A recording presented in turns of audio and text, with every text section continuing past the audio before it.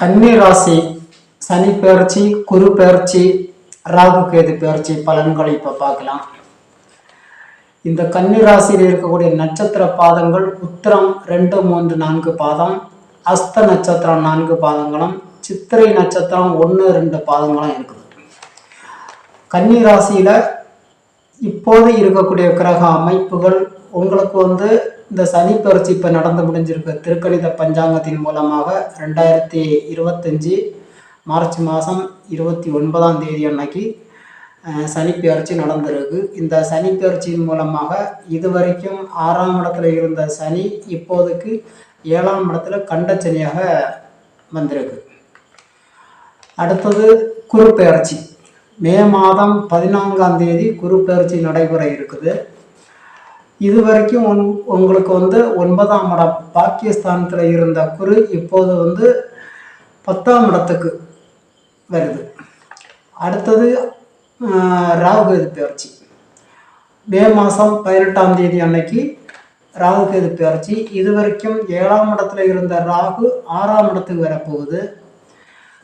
ராசியில் இருந்த கேது இனிமே விரயஸ்தானத்துக்கு வரப்போகுது, ராசிக்கு 12ஆம் இடத்துல. இதுதான் கன்னி ராசியில் இருக்கக்கூடிய இந்த கிரக பெயர்ச்சியின் மூலமாக இருக்கக்கூடிய அமைப்புகள். இப்போ இந்த கன்னி ராசிக்கு சனி பெயர்ச்சி ஏற்கனவே ஒரு வீடியோ தனியாக போட்டிருக்கு, அதில் விளக்கமாய் சொல்லப்பட்டிருக்கு.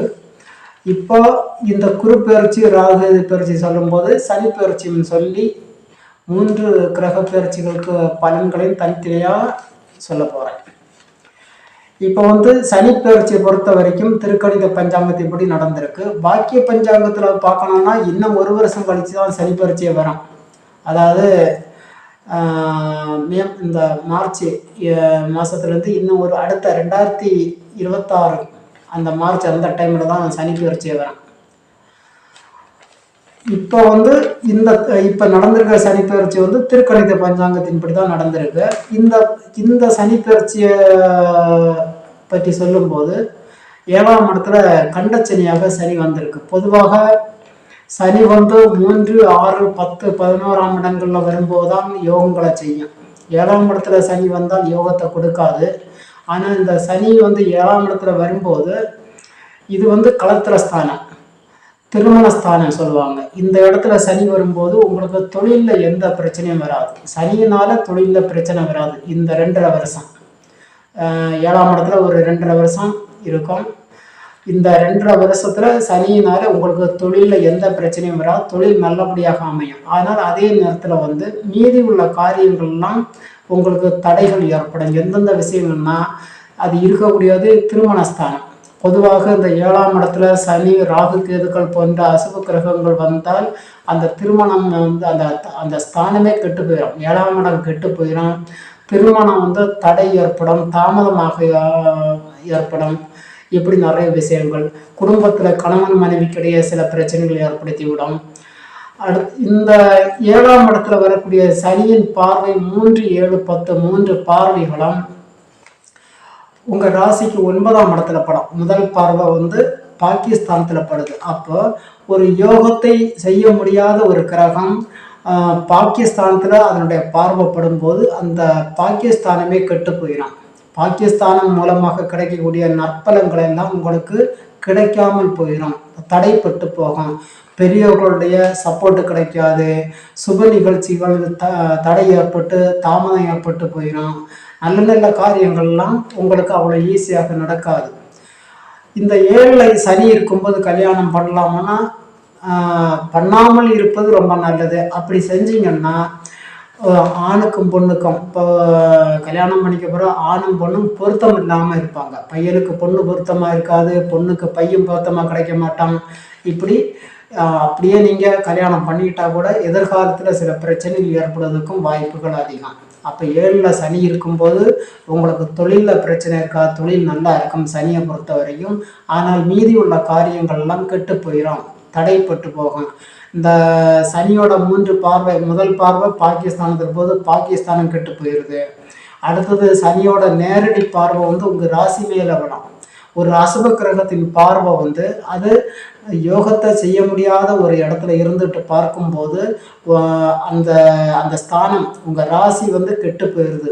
உங்கள் ராசி என்பது உங்களை குறிக்கும், உங்கள் குடும்பத்தை குறிக்கும். அது அந்த அந்த கெடுபலங்களை தரக்கூடிய சனியோட பார்வைப்படும் போது குடும்பத்தில் சந்தோஷம் கெட்டு போயிடும். சில சில பிரச்சனைகள் வந்து போகும். சகோதரர்களுக்குள்ள ஒரு அட்ஜஸ்ட்மெண்ட் இல்லாமல் சில சில காழ்ப்புணர்ச்சிகள், ஒருத்தருக்கு ஒரு சில எந்த ஒரு சின்ன பிரச்சனை வந்தால் கூட அது பெரிய அளவில் வருவதற்கான வாய்ப்புகள், இப்படியெல்லாம் நிறைய விஷயங்கள் இருக்குது. மனசில் ஒரு சந்தோஷம் இருக்காது, ஏதோ ஒரு பிரச்சனை வந்துக்கிட்டே இருக்கும். அப்போ இந்த காலகட்டத்தில் நீங்கள் கொஞ்சம் எல்லா விஷயத்தையும் யோசித்து கவனமாக செய்வது நல்லது. பிரச்சனைகள் வந்தால் விட்டு கொடுத்து போகலாம். அடுத்த சனியோட இன்னொரு பார்வை பார்த்தீங்கன்னா, இன்னொரு பார்வை உங்கள் ராசிக்கு 4ஆம் இடத்துல படம். அதாவது சனியோட பார்வை 9ஆம் இடத்துலையும் உங்கள் ராசியிலையும் உங்கள் ராசிக்கு 4ஆம் இடத்துல 4ஆம் இடம் வந்து அந்த சனியோட அந்த மோசமான பார்வை படும்போது உங்கள் குடும்பத்தில் உங்கள் வீட்டில் வந்து அம்மாவோட உடல் நலம் பாதிப்பு ஏற்படுவதற்கான வாய்ப்புகள் உண்டு. அம்மா உடல் நலம் கெட்டு மருத்துவ செலவு ஏற்படுவதற்கான வாய்ப்புகள் உண்டு. உங்களுக்கு வந்து சொத்து பிரச்சனை ஏற்படுது, சொத்துல வந்து ஏதாவது பிரச்சனைகள் வந்து போவதற்கான வாய்ப்புகள் இருக்குது. வண்டி வாகனங்களில் பயணிக்கும் போது விபத்துகள் ஏற்படுவதற்கான வாய்ப்புகள் உண்டு. சில பேர் இந்த காலகட்டத்தில் வந்து வீடு விட்டு ஒரு வீட்டிலேருந்து இன்னொரு வீட்டுக்கு வாடகை வீட்டுக்கு போவாங்க, சொந்த வீட்டிலேருந்து வாடகை வீட்டுக்கு போகிறதுக்கான வாய்ப்புகள் உண்டு. இப்படி அந்த 4ஆம் இடத்துல சனியோட பார்வைப்படும் போது இந்த மாதிரி நிறைய பிரச்சனைகள். அப்போ இதில் வந்து இந்த சனி பெயர்ச்சி வந்து உங்களுக்கு பெரிய அளவில் யோகத்தை தர முடியாத ஒரு பெயர்ச்சி தான். நிறைய நற்பலன்களை விட கெடுபலன்கள் அதிகமாக இருப்பதற்கான வாய்ப்புகள் உண்டு.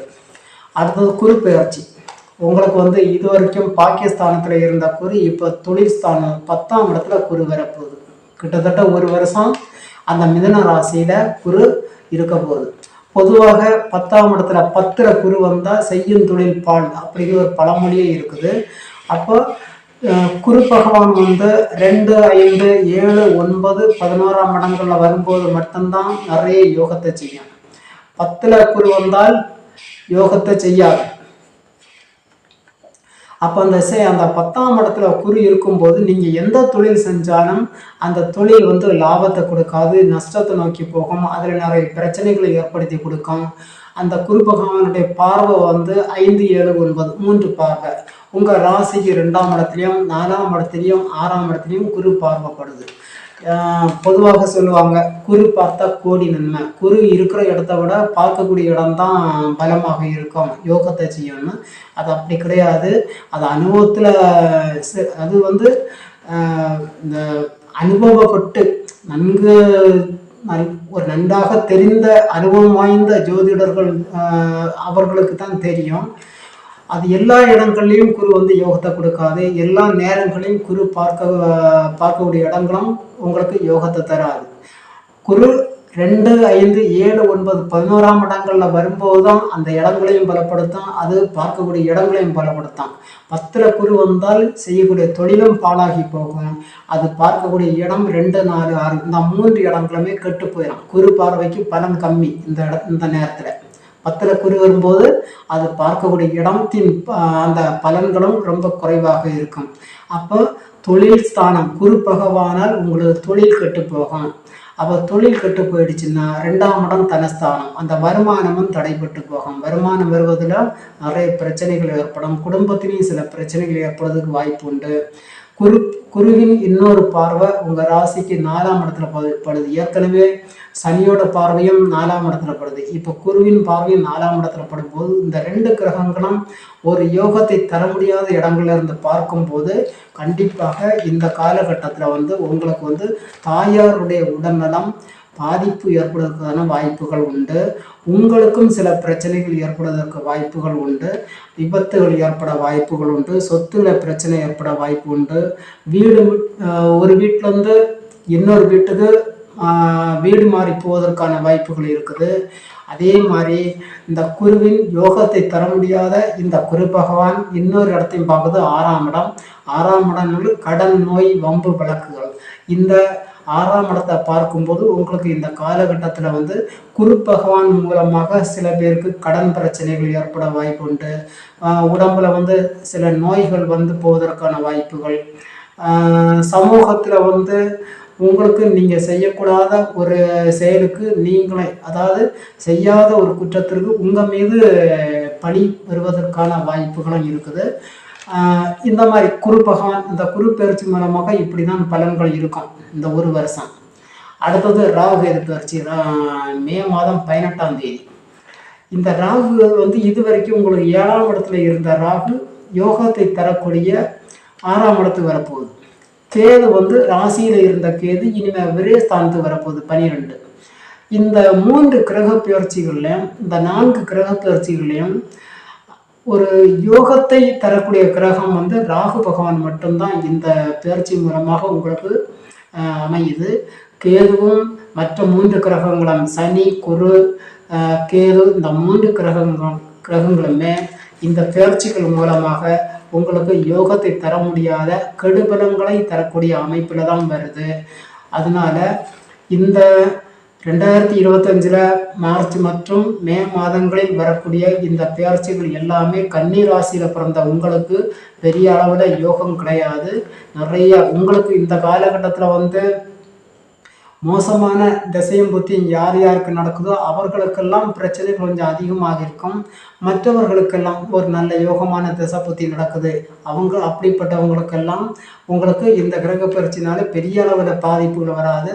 இந்த பயிற்சிகள் எப்போதுமே ஒரு 20லேருந்து 30% மட்டும்தான் பலன்கள் கிடைக்கும். மீதி உள்ளதெல்லாம் உங்களுடைய பிறந்த ஜாதகத்தில் இந்த கிரகங்கள் நல்ல யோகமான அமைப்பில் இருந்தால், இந்த 7ஆம் இடத்துல வரக்கூடிய சனியினாலோ அல்லது 10ல் வரக்கூடிய குருவினாலோ, குரு பகவான் மூலமாகவோ உங்களுக்கு பெரிய அளவில் கெடுபலங்கள் வராது. எல்லாத்துக்கும் பிறந்த ஜாதகம் நல்ல யோகமாக இருந்தால் இதுவும் நல்ல யோகமாக இருக்கும். மொத்தத்தில் வந்து பார்த்தீங்கன்னா இந்த கிரக பயிற்சிகள் பெரிய அளவில் யோகத்தை தர முடியாத பரிகாரங்கள்னு சொல்கிறது சும்மா தான். அது பெரிய அளவில் யோகம் கிடைக்காது. நீங்கள் கொஞ்சம் கவனமாக ஒரு செயலை அல்லது ஒரு வேலையை செய்யும்போது பல தடவை யோசித்து நிதானமாக செஞ்சீங்கன்னா உங்களுக்கு வந்து இந்த பயிற்சிகள்லாம் ஓரளவுக்கு நன்மையாக இருக்கும். முக்கியமாக சுப நிகழ்ச்சிகள்லாம் கொஞ்ச நாளைக்கு தள்ளி வைப்பது நல்லது. பயணங்கள் செய்யும்போது விபத்துகள் ஏற்படுவதற்கு வாய்ப்புகள் அதிகம் இருக்கிறதுனால கவனமாக இருக்கணும். இந்த வீடியோ உங்களுக்கு பிடிச்சிருந்ததுன்னா எங்களுடைய சேனலை சப்ஸ்கிரைப் பண்ணுங்கள், ஷேர் பண்ணுங்கள், லைக் பண்ணுங்கள்.